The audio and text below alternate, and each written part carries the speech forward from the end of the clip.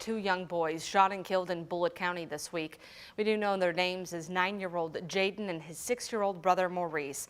Their mother, Tiffany Lucas, has been charged with their murders. She appeared before a judge Thursday in Bullitt County. Those who knew Lucas and the boys are struggling with just how and why this happened.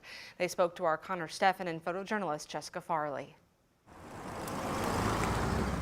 As a memorial grows out front this empty Shepherdsville home, the community's grief grows with it over the shooting death of two young boys. I love that. Look, here's another pinata one. And in Shively in Louisville, This is my favorite. a family scrolls through memories, sharing their faces and names with us. 9-year-old Jaden on the left, his 6-year-old brother Maurice on the right. They were very smart, sweet, loving kids. Thinking of the boys, Talia Crutcher says were her own kids' best friends. I'm a crybaby, I'm sorry. She tries to hold back tears. My son told me not to, but I can't. It's hard, it's so hard. Crutcher says the two families met several years ago. She had kids and I had kids, and we instantly, our kids instantly fell in love with each other. They just played so good together. And I have Tiffany Lucas. Appearing virtually before a Bullitt County judge Thursday, the boy's mother, 32-year-old Tiffany Lucas, pleaded not guilty to the murder charges she now faces. Charges specifically The judge not taking any chances with the bond. The court is finding her to be a danger to others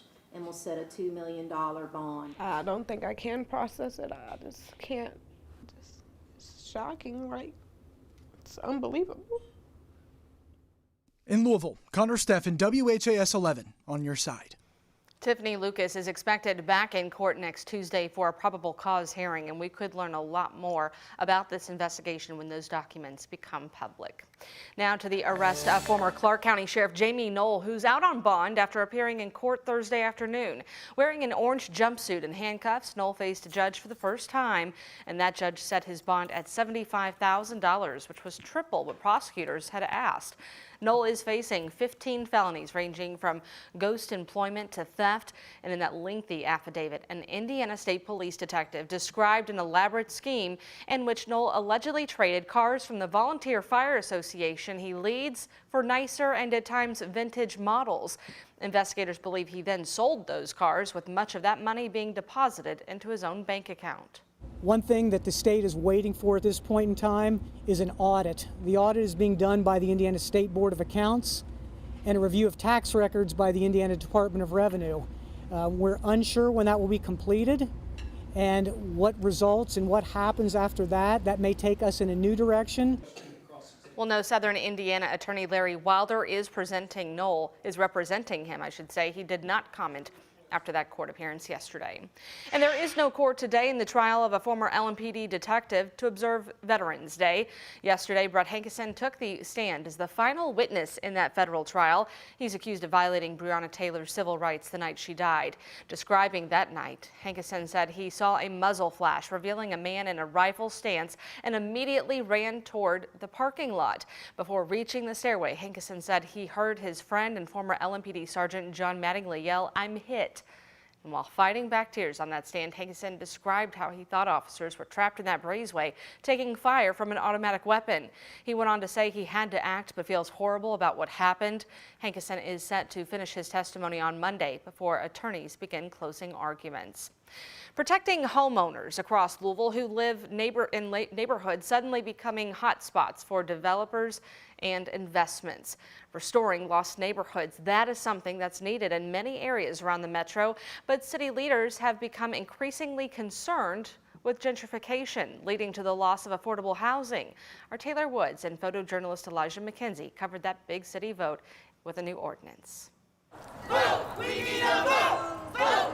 One voice among a crowd of many is hoping to return to her beloved Smoketown neighborhood. I have wanted to return to my community for so long. Jessica Bellamy has decades worth of family ties in Smoketown. Her grandmother's restaurant is the famous Shirley Mae's Cafe, but now Jessica says with the rise in the cost of living and new developers showing interest in Smoketown, returning has been tough. I feel powerless as I stand by and watch developers pick the bones of my community for profit? She's part of the Louisville Tenants Union, applauding Metro Council for the city's first anti-displacement ordinance. It prevents residents from being displaced due to an increase in rent, allowing people to investigate discriminatory housing practices like urban renewal and redlining. Council members say it's a beginning. Our housing needs assessment shows us that almost a third of households in this city cannot afford the housing.